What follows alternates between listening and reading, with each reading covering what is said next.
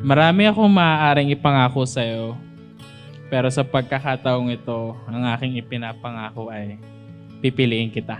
Pipiliin kita sa mga araw na hindi tayo nagkakaintindihan. Pipiliin kita sa gitna ng unos, sakit at kahirapan. Pipiliin kita sa mga panahong hindi tayo magkasundo at maligaya. Pipiliin kita sa mga pagkakataong komplikado ang mga bagay-bagay.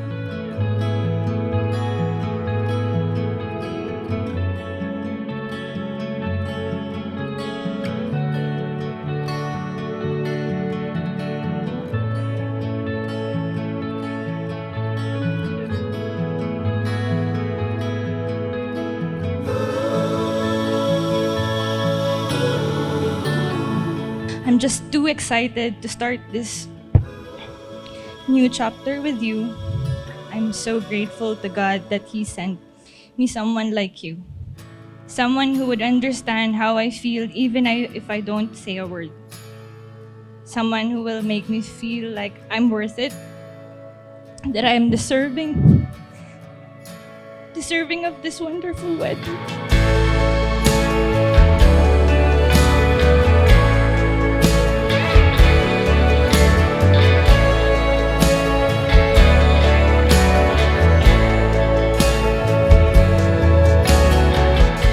Yung tunay na pagmamahal ay lalabas sa mga panahong hindi maganda o nagkakaroon kayo ng hindi pagkakaunawaan. Doon lalo mo siya mamahalin.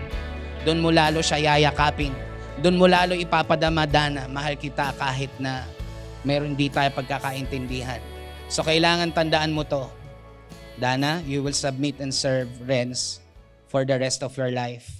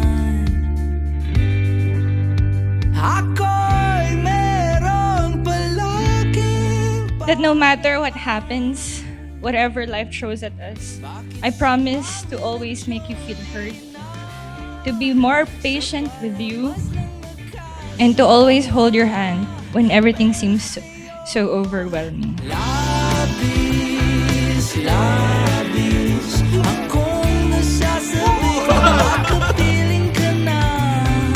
Labis, labis, na ang mga halik nang matagpuan na kita.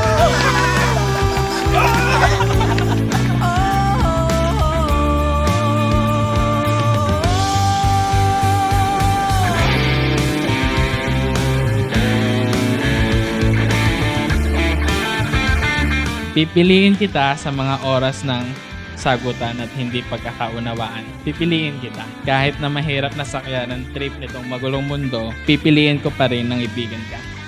Palagi. Minsan na lang ako magkaganito, minsan na lang ako muling mabuo. Kaya sabihin mo na giliw ko. At labis, labis. Babe, sa'yo lang ang lagi, palagi. Ikaw ang aking always and forever. I love you and I'm excited to be your wife.